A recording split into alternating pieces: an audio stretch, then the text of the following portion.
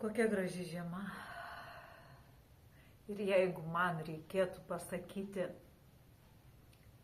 vienu žodžiu, kokia ji šiemet, tai šiemet, mano akimis, žiema žydi. Viskas gyvenime gali žydėti arba vesti į žydėjimą. Tik tai mūsų požiūris į tai, kas vyksta, gali būti liūdnas, negatyvus, minusinis arba linksmas, pozityvus ir perspektyvus. Tai aš visada renkuosi tikėti tuo, kas man naudinga, tikėti tuo, kas mane veda į viršų. Naudinga kalbu ne apie pinigus, o apie filosofiją. Apie filosofiją, kas aš esu, nuo ko priklauso, kokia aš būsiu, kai gimsiu dar kartą. Tai aš visada renkuosi, kuo tikėti, kaip matyti pasaulį, būtent pagal tai, kaip tai naudinga man, turint mano filosofiją. O mano filosofija yra tokia, kad kaip mes gyvensim šį gyvenimą, taip mes toje pozicijoje pirminėje atsirasime ir sekantį. Kas yra, tas ir bus. Kas kažkada buvo, tas šiandien ir yra. Todėl, atėjo draugas pasisveikinti. Todėl viskas ateina savo laiku ir kartais. Viena moteris man parašė kartą, kai aš pasidalinau, kad pas mus tiesiog atėjo katinas. Šitas Marsas, ne šokoladas, bet planeta. Marsas todėl, kad netikėtai ir aštriai. Ir jį parašė, jūs esat palaiminta katinas, kada ateina pas žmonės, jis atneša laimę. Tai aš noriu pasakyti, kad mano filosofijoje taip nėra. Aš nemanau, kad katinas gali atnešti laimę. Aš manau, kad katinas gali ateiti į laimingus namus. Ten, kur ramu, patikima ir tuo pačiu jam saugu. Tai vėlgi tas pats rezonansas.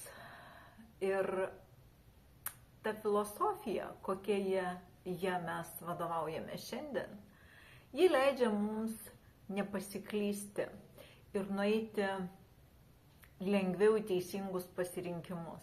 Jeigu mes filosofijos neturim, mes tiesiog prisiimam kitų filosofiją, net nepagalvoja, kokias pasekmes jie gali turėti.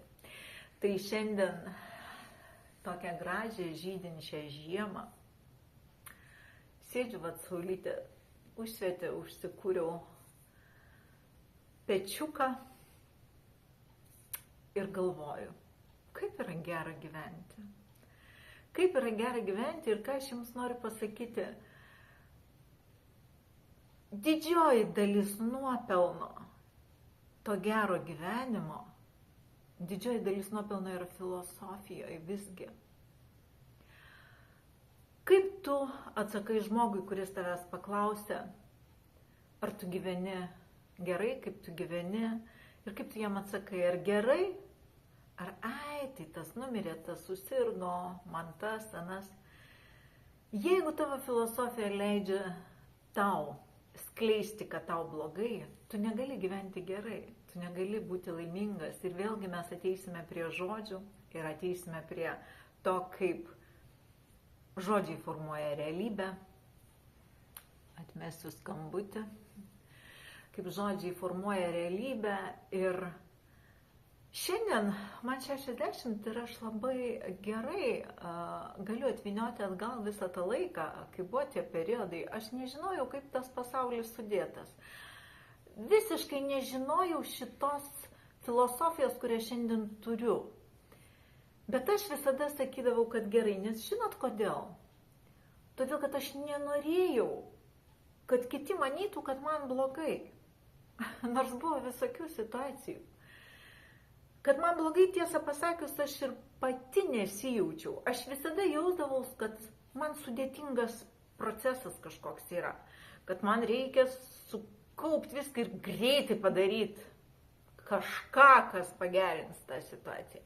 Gal todėl aš ir nesakydavau niekada, kad man blogai, nes aš visada, kai tik atsiranda situacija blogai, įšokdavau į procesą darymo ir veiksmo, kaip padaryti geriau, pokyčio, dar kažko. Tai šiandien linkiu šitą gražią žiemą jums visiems pagalvoti apie savo filosofiją. Didžioji vertybė yra žmogaus filosofija. Kas aš esu, kaip šis mano gyvenimas įtakoja sekantį. Beje, dar vienas labai gražus pavyzdys, žinot, žmonės anksčiau sakydavo, tarkim, jeigu sutinka, ten tu atsisakė alkoholio arba metėjai rūkyti, būdavo toks juokelis, sakydavo, sveikas, nori numirti. Ir kaip tai atrodo šiandien man žiūrint į šitą paveikslą, kai tai vykdavo, žmogus juokiasi iš to, kad jis gali išeiti iš gyvenimo sveikas. Jis parodo lyg tai visišką nesąmonę. O iš tikrųjų yra viskas atvirkščiai. Jeigu mes išeisim iš gyvenimo sulaukę tam tikro amžiaus ir sveiki, tai reiškia, mes gyvenimą gyvenom teisingai ir sekančiame tos sveikatos mes turėsim prigimtinių savo potencialų, jos turėsim daug. O jeigu mes išeisim ligoti, mes jau gimsim. Žinot, ir šiandien gimsta daug labai žmonių su tam tikrom jau įgimtom problemom. Niekas mums nepasakoja, kaip taip susiję tarpusavyje, ar ne, bet tai iš tikrųjų yra susiję. Tai aš linkiu jums visiems žydėti, nemanyti, kad katinai atneša laimę, o būti laimingiems, kad ateitų tie katinai. Ačiū jums.